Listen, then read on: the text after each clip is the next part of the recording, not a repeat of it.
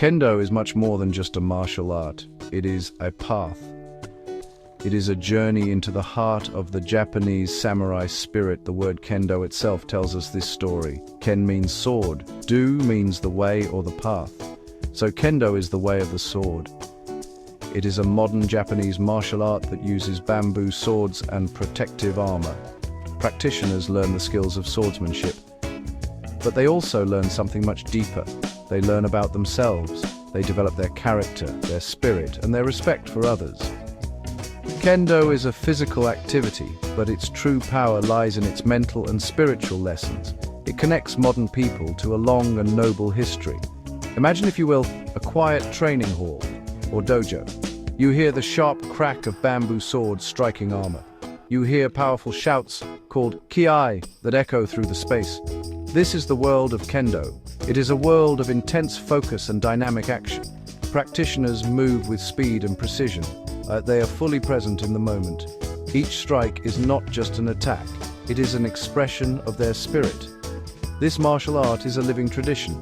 It has been passed down through generations. It carries the values of the samurai into our modern world. It teaches us how to face challenges with courage and a calm mind, both inside the dojo and in our everyday lives. The purpose of Kendo is not to defeat an opponent. The true purpose is to improve oneself. It is about overcoming your own weaknesses, fears, and doubts. The official concept of Kendo states that it is to discipline the human character through the application of the principles of the katana. The katana is the Japanese longsword. This concept shows that Kendo is a tool for personal growth. It is a way to cultivate a strong mind and a strong body. By practicing Kendo, people learn to be more patient, more resilient, and more humble. It is a lifelong pursuit of self-perfection, a journey that never truly ends. This journey begins with a single step into the dojo. For many, it is a step into a different world, a world with its own rules, etiquette, and philosophy. It can seem strange at first. The formal bows, the specific way of sitting, and the loud shouts can be intimidating. But soon, new students understand their meaning. They are all part of the process. They help to create an environment of respect and serious training. Kendo is not just about learning how to fight with a sword. It is about learning how to live a more mindful and disciplined life. It is an art form that shapes the body, the mind, and the spirit in profound ways. The story of Kendo begins hundreds of years ago in Japan. It starts with the samurai, the warrior class of feudal Japan. For the samurai, the sword was more than just a weapon. It was their soul. The art of using the sword was called kenjutsu, which means the art of the sword. Kenjutsu was a matter of life and death on the battlefield. Samurai trained relentlessly in various schools of swordsmanship.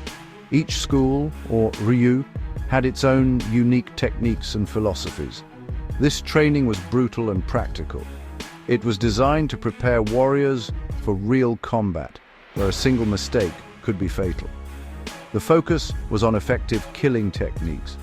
As Japan entered a long period of peace during the Edo period, the role of the samurai began to change. Large-scale battles became rare. The samurai transitioned from being warriors to being administrators and bureaucrats. However, their martial traditions continued.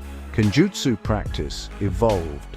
Instead of focusing solely on combat, it began to incorporate more philosophical and spiritual elements. Swordsmen started to think about the sword as a tool for self-development. The goal shifted from simply killing an opponent to perfecting one's character. This was the birth of the concept of Budo, or martial ways, where the ultimate goal is self-improvement, not just fighting skill. A major development happened in the 18th century. This was the invention of protective equipment and the bamboo practice sword, the shinai. Before this time, training was done with wooden swords, or bokuto, or even real blades. This was extremely dangerous. Many practitioners were seriously injured or killed during practice. The new equipment allowed swordsmen to practice with full force and speed without the risk of severe injury. This revolutionized training. It allowed for sparring, or shinai, to become a central part of practice. This new form of training, using shinai and armor, became the direct ancestor of modern kendo. It made swordsmanship safer and more accessible. The Meiji Restoration in 1868 brought an end to the samurai class. The government banned the public wearing of swords. This could have been the end of Japanese swordsmanship. However, the martial art was preserved and transformed. It was adapted for the modern era and became known as Kendo. It was incorporated into the Japanese police and military training. Later, it was introduced into the public school system. Kendo was no longer the exclusive art of the samurai. It became a way for all Japanese people to connect with their cultural heritage and to cultivate the traditional samurai values of discipline, courage, and honor in a peaceful society.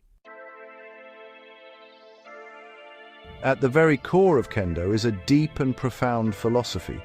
It is a philosophy built on the values of the samurai. Discipline is perhaps the most important of these values. Kendo training is highly structured and demanding. It requires constant repetition of basic movements. Students must practice the same footwork, the same swings, and the same strikes thousands of times.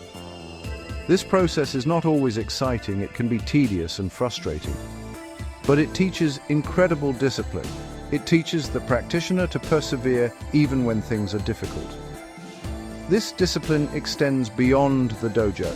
It helps people to stay focused on their goals in their studies, their careers, and their personal lives.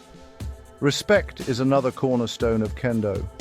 Respect is shown in every aspect of the practice. Practitioners bow to the dojo when they enter and leave. They bow to their instructors or sensei. They bow to their training partners. This bowing is not an empty gesture. It is a sincere expression of gratitude and respect. It shows appreciation for the place of training, for the teachers who share their knowledge, and for the partners who help them improve. This culture of respect creates a positive and supportive learning environment. It teaches practitioners to be humble and to value the people around them. This is a crucial lesson in today's often individualistic world. The concept of reigi, or etiquette, is central to Kendo. Reigi covers all the formal rules of conduct in the dojo. It includes how to bow, how to handle the shinai, how to put on the armor, and how to interact with others. Following reigi helps to maintain order and safety. But its purpose is much deeper. It is a form of mental training. By focusing on correct etiquette, practitioners learn to be mindful and aware. They learn to control their impulses and to act with deliberation and grace. This formal behavior helps to cultivate a calm and composed state of mind, which is essential for both Kendo practice and for facing the pressures of daily life. Ultimately, Kendo aims to cultivate an indomitable spirit, or fudoshin. Fudoshin means immovable mind. It is a state of mental calm and resolve that cannot be disturbed by fear, doubt, or surprise. In a Kendo match, a practitioner with Fudoshin remains focused and composed even under intense pressure. They can react to their opponent's actions without hesitation or panic. This mental fortitude is developed through rigorous training and facing challenges in the dojo. It is a quality that serves practitioners well in all aspects of life. It gives them the strength to face adversity with courage and to remain steadfast in their principles. Kendo forges not just the body, but the very spirit of the individual. The equipment used in Kendo is unique and iconic. It allows for safe yet powerful practice. The most important piece of equipment is the shinai, the bamboo sword. A shinai is made of 4 carefully shaped slats of bamboo. These slats are held together by leather fittings. This construction allows the shinai to be strong yet flexible.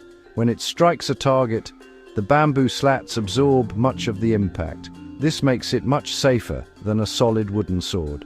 The shinai allows Kendo practitioners to strike with full speed and power. It enables the dynamic and exciting exchange that is characteristic of Kendo. while minimizing the risk of serious injury to the training partner. To protect themselves, Kendo practitioners wear a set of armor called bogu. The bogu consists of 4 main parts. The first is the helmet, called the men. The men protects the head, face, and throat. It has a metal grill, or men garn, to protect the face, and thick padding for the top and sides of the head. The second part is the chest protector, called the do. It is traditionally made of lacquered bamboo strips, though modern versions often use plastic or carbon fiber. The third part is the pair of gloves, or kote. These are heavily padded gauntlets that protect the hands and forearms. The final part of the bogue is the waist and hip protector, known as the tear. The tear consists of several thick cloth flaps that hang from a waistband. It protects the lower abdomen and upper legs. All parts of the bogu are designed to protect the specific target areas in Kendo. These targets are the top of the head, or men, the right and left wrist, or kote, the right and left side of the torso, or do, and a thrust to the throat, or tsuki. The bogu is not just for protection. Wearing the heavy armor also helps to build physical stamina and endurance. Putting it on correctly is a ritual in itself, teaching patience and care. Underneath the bogu, practitioners wear traditional clothing.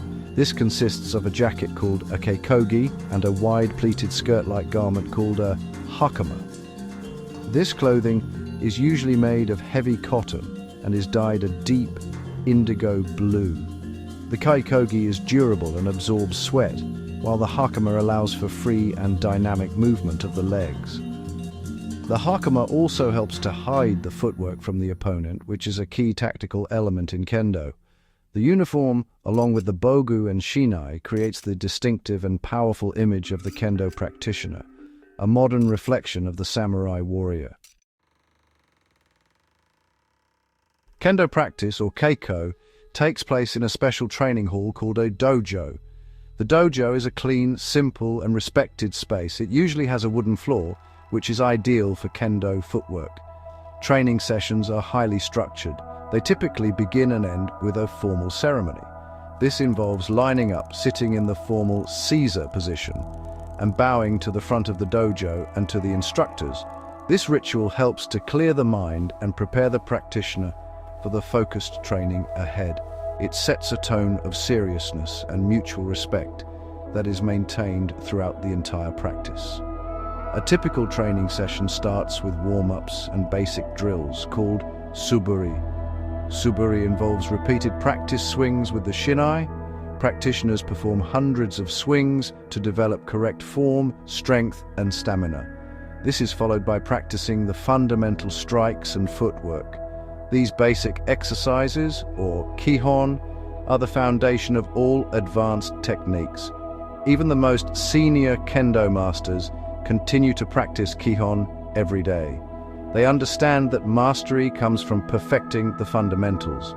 This constant repetition builds muscle memory and allows the body to move correctly without conscious thought, which is crucial in a fast-paced match. After kihon, practitioners often put on their bogue for sparring practice. There are several types of sparring. One common form is kirikaishi. This is a pre-arranged sequence of strikes where one person receives strikes from another. Kirikaishi is not a competition. It is a cooperative drill designed to improve stamina, spirit, proper striking distance, and a strong voice, or kiai. It is a very physically demanding exercise that builds a strong body and a powerful spirit. It also teaches the receiver how to absorb strikes correctly and maintain their composure. It is considered one of the most important exercises in Kendo for developing fundamental skills. The final part of practice is often ji-geiko, or free sparring. In ji-geiko, two practitioners engage in a practice match. They are free to use any techniques they know. The goal is not to win or lose, but to try and apply the techniques learned in kihon. It is an opportunity to test one's skills against a resisting partner. It's also a chance to learn about one's own strengths and weaknesses. The senior instructor, or sensei, will often practice with each student during ji-geiko. The sensei provides guidance and helps the student to understand what they need to work on. This direct instruction from an experienced master is invaluable for a student's progress. For many years, Kendo was practiced almost exclusively in Japan. It was deeply tied to Japanese culture, history, and identity. After World War II, the practice of Kendo was temporarily banned by the occupying forces. They saw it as a part of Japan's militaristic past. However, Kendo enthusiasts argued that its true purpose was educational and spiritual. They successfully revived it as a pure sport, focused on personal development. In 1952, the All Japan Kendo Federation was founded.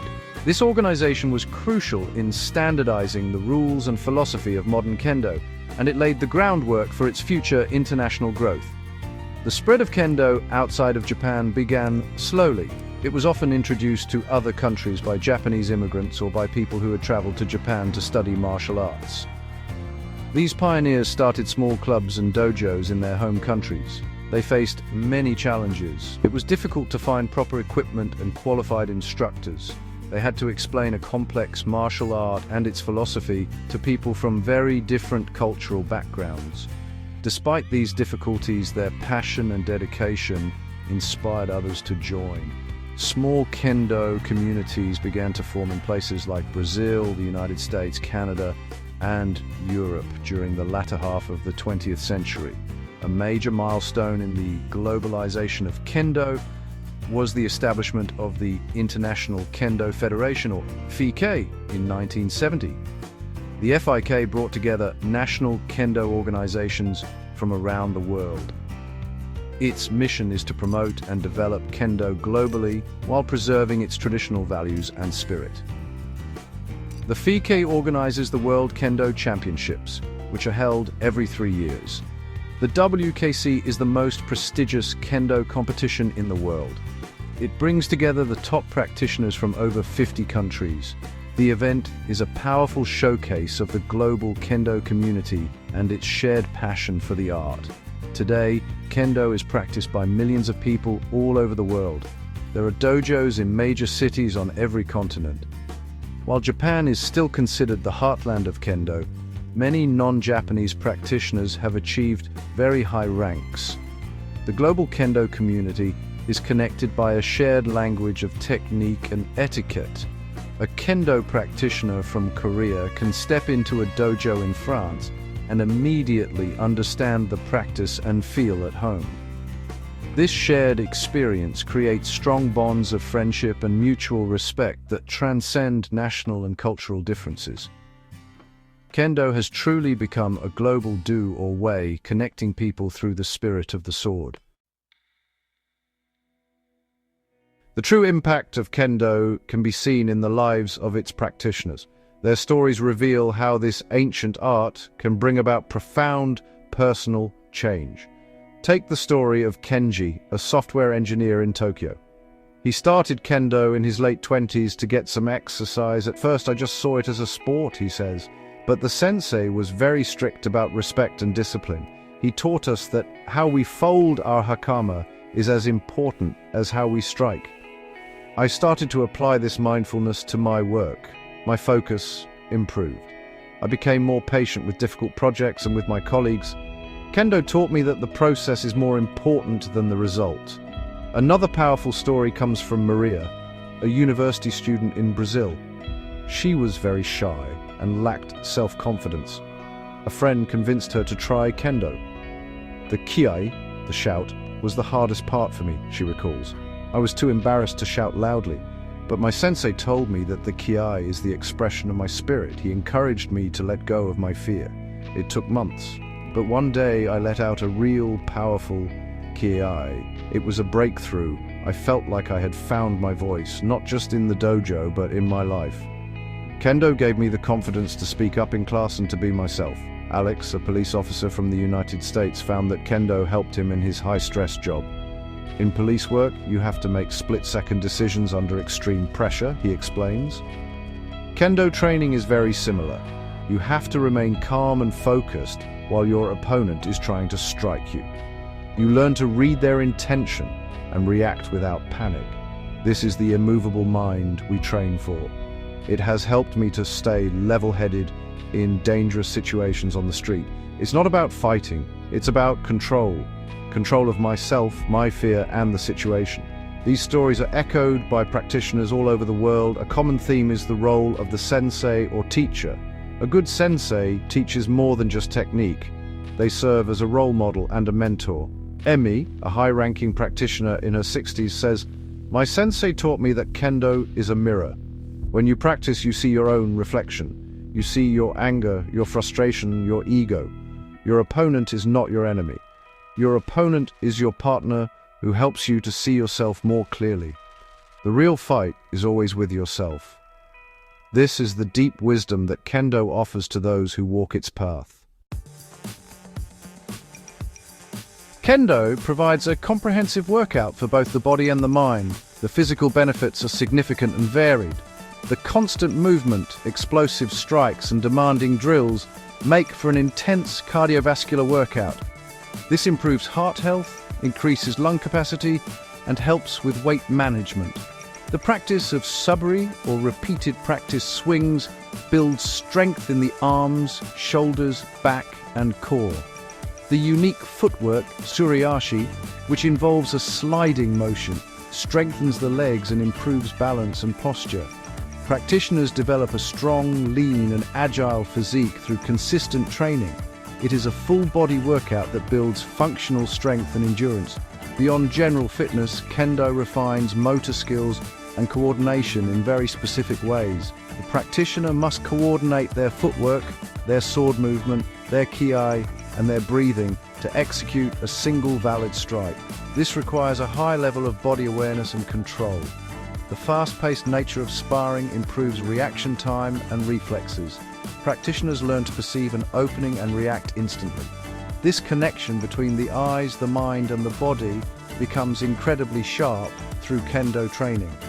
It is a form of dynamic meditation, where the body and mind must work together in perfect harmony, enhancing overall neurological function.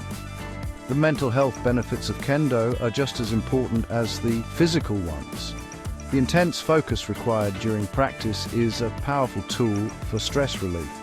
When you're in the dojo, you cannot think about your problems at work or at home.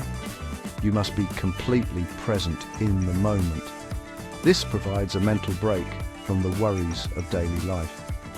The release of a powerful ki is also a great way to let go of tension and frustration in a controlled and positive way. Many practitioners leave the dojo feeling mentally refreshed, calm and centered, with a renewed ability to face their daily challenges. Kendo also builds significant mental resilience and emotional control. During practice, you will face frustration. Your techniques will not work. You will be struck by your opponent repeatedly. You learn to accept these small failures without becoming angry or discouraged. You learn to stay calm under pressure and to keep trying. This process builds a resilient mindset. It teaches you to control your emotions, especially your ego and your temper. This emotional regulation is an invaluable skill.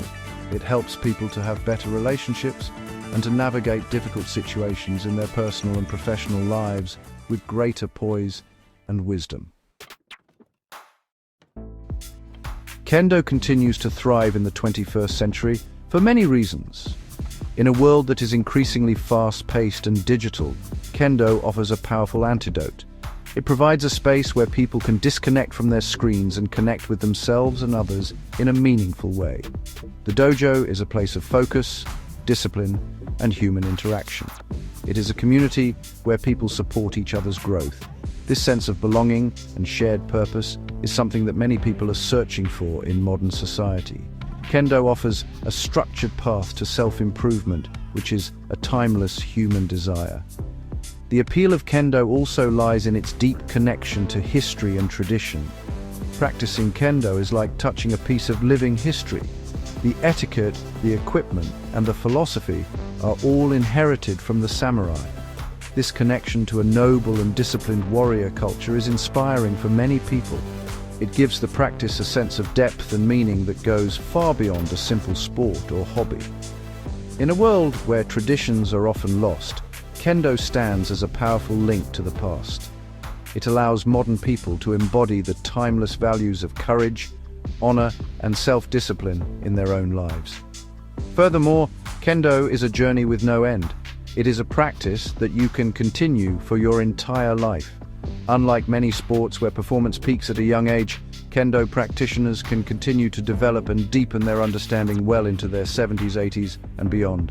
As physical speed and power decrease with age, they are replaced by a deeper understanding of timing, strategy, and spirit. The most respected masters are often the oldest. This makes Kendo a sustainable and lifelong pursuit. It is a path that offers continuous challenges and rewards at every stage of life. Ultimately, the enduring message of Kendo is that the true battle is within. The goal is not to conquer others, but to conquer oneself. It is about polishing the spirit just as a swordsmith polishes a blade to make it strong, beautiful, and true. Kendo teaches that through discipline, respect, and relentless effort, we can overcome our own weaknesses and become better human beings. This universal message of self-perfection is why Kendo remains so popular and relevant. It is more than the way of the sword. It is a way of life. It is a path that continues to inspire and transform people all over the world.